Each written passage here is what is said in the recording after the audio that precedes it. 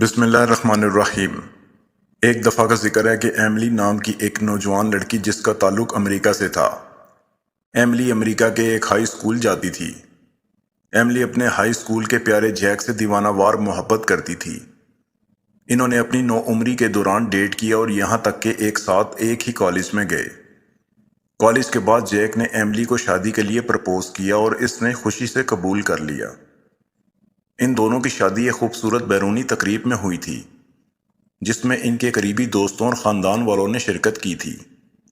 Emily زیادہ خوش تھی۔ اس نے ہمیشہ جیک کے ساتھ اپنی باقی زندگی گزارنے کا خواب دیکھا تھا۔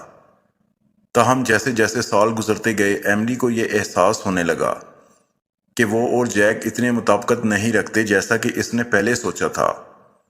ان کی زندگی میں مختلف مقاصد اور خواہشات تھیں اور ایسا لگتا تھا کہ وہ مسلسل ایک دوسرے سے متصادم ہیں۔ ان کی بہترین کوششوں کے باوجود ایملی اور جیک اپنی شادی کو کامیاب کرنے میں ناکام رہے اور آخرکار انہوں نے اپنے الگ راستے جانے کا فیصلہ کیا۔ ایملی کا دل ٹوٹ گیا تھا لیکن وہ جانتی تھی کہ یہ سب سے بہتر ہے۔ اس نے طلاق کے لیے درخواست دائر کی اور ایک طویل اور مشکل عمل کے بعد اسے حتمی شکل دے دی گئی۔ ایملی اب اکیلی تھی اور اپنی زندگی میں ایک نیا باب شروع کرنے کے لیے آزاد تھی۔ اپنی طلاق کے چند ماہ بعد ایملی کی جیک سے اچانک دوبارہ ملاقات ہوئی۔ وہ اس کے ساتھ رشتے کے بارے میں دوبارہ سوچ رہا تھا اور اسے احساس ہوا کہ وہ اب بھی ایملی کے ساتھ شدید جذبات رکھتا ہے۔ اس نے اس سے معافی مانگی اور اسے ایک اور موقع دینے کی التجا کی۔ ایملی پہلے تو ہچکچا رہی تھی لیکن آخرکار وہ جیک کو ایک اور موقع دینے پر راضی ہو گئی۔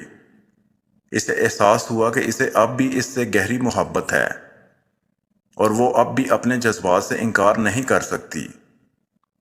ان دونوں نے اپنے تعلقات کو دوبارہ زندہ کیا اور ایک سال کے اندر انہوں نے ایک بار پھر شادی کر لی۔ اس بار ایملی اور جیک اپنے تعلقات کو قائم کرنے کے لیے پرعزم تھے۔ وہ کونسلنگ کے لیے گئے اور ایک دوسرے کو سمجھنے اور سپورٹ کرنے کی کوشش کی۔ انہوں نے واضح اہداف بھی طے کیے اور ایک دوسرے کے ساتھ کھل کر بات چیت کی جس سے ان کے تعلقات کو مضبوط بنانے میں مدد ملی۔ جیسے جیسے سال گزرتے گئے ایملی اور جیک کی محبت مزید مضبوط ہو گئی۔